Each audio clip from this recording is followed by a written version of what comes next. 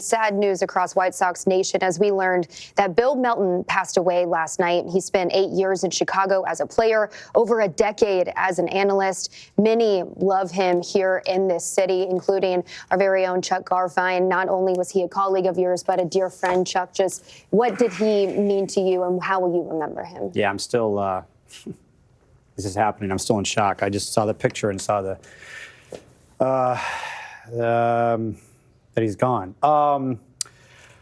You go through life and you don't know who you're going to work with. You don't know who's going to be in your life, and you don't know who's going to have an impact on your life and be a central figure in your life. And for me, for 20 years, Bill Melton was one of those people for me. 10 years consistently doing pre- and post-game shows. So, he meant a lot to me in many ways as a friend, as a colleague.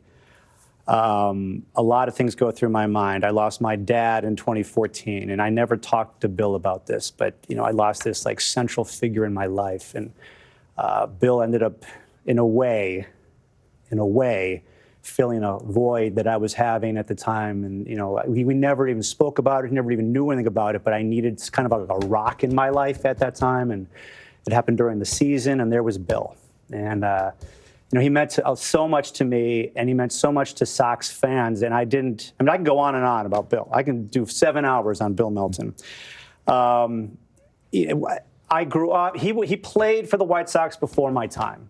And I knew about him, but I didn't know the effect that he had on White Sox fans until I started working here and working with him. Bill Melton, 33 homers in 71, the guy who was on the cover of Sports Illustrated. Yep. And he was always the cool guy. He had that warmth that you speak of, the strength that everybody knew. He was a terrific analyst. Yeah. You know why? He told the truth. He wasn't afraid. He didn't spare anybody, but he did it in a way that you respected because of the way that he played. And to Sox fans, he was that special guy who was great and easy to like on the field, and you loved him in the studio. Yeah, so what you're seeing here is that was him in his heyday. And why he meant so much to White Sox fans was that we never had a home run hitter.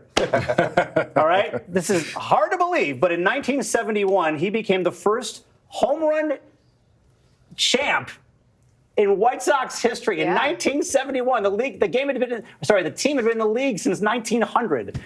And White Sox fans had been going through tough times. The late 60s were just a rough time for the White Sox. And he came in, he won the crown. On the last day of the regular season, he won the home run crown.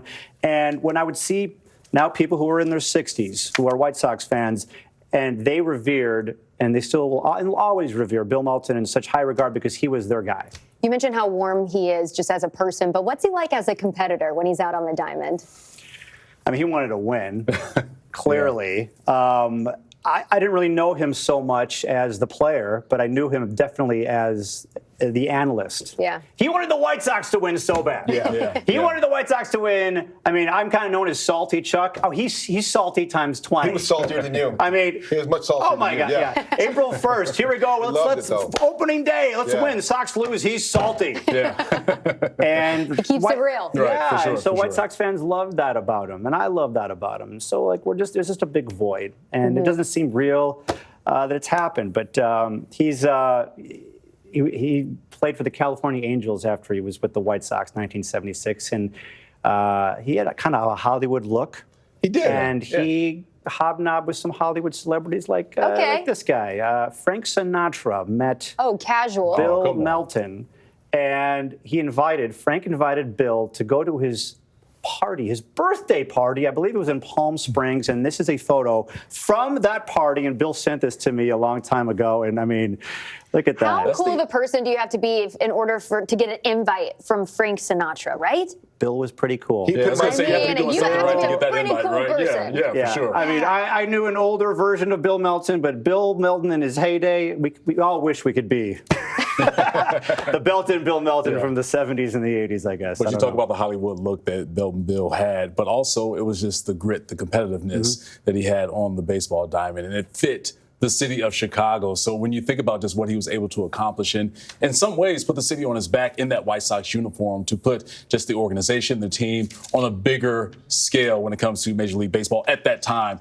it was a perfect match with Chicago, the White Sox, and of course, Bill Melton. Yeah, and you know what? He was a home run hitter with Dick Allen. What a they duo. were close. What a duo. And Dick Allen is up for the Hall of Fame on Sunday. Yes, Sunday night in Dallas. Right, and could be a big day for White Sox fans. Yeah. So this is something in the air right now with Dick and with Bill, and I hope they're together right now hitting home runs somewhere. They were as cool of a duo, right? They were back in the day. Yeah. And the cover of Sports Illustrated was something that you didn't see all the time with the White Sox. Oh, so you're talking about Dick Allen smoking. With Dick Allen and then Bill Melton. Right. But also. I was going to say there's a very classic photo of Dick Allen on the front page of Sports Illustrated with a heater in his mouth, and he's juggling. And Bill always said that cigarette was his. That's awesome. He always stole Bill's cigarettes.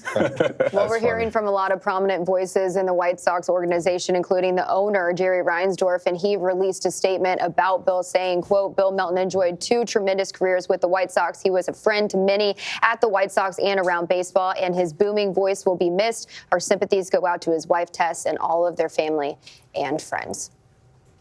Yeah, just the impact that he's just had on just, I'm sure Jerry, just the community. And that booming voice. It could carry in a studio, in a newsroom. He liked to have fun, and he had tons of opinions. Yes. I talked to Frank Thomas today. Those guys were close. And whenever Frank would see Bill, he'd call him, Laddie, hey, Laddie!